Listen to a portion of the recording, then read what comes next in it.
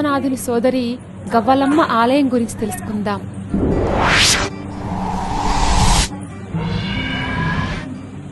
గవ్వలమ్మ ఆలయం కాశీలో మరో ప్రత్యేకమైన దేవాలయం. ఈ ఆలయాన్ని గవ్వలమ్మ గుడి లేదా కౌదీమాత ఆలయం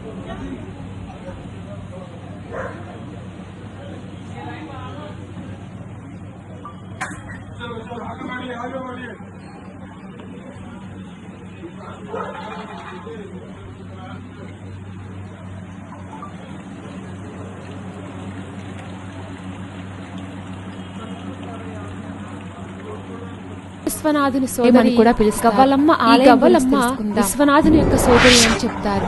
అమ్మవారు దక్షిణ భారతదేశానికి చెందిన గ్రామ దేవతగా పూజిస్తారు. గవ్వలమ్మ ఆలయం కాశీలో మరో ప్రత్యేకమైన దేవాలయం. ఈ ఆలయాన్ని గవ్వలమ్మ గుడి లేదా కౌదీమాత ఆలయం అని కూడా పిలుస్తారు.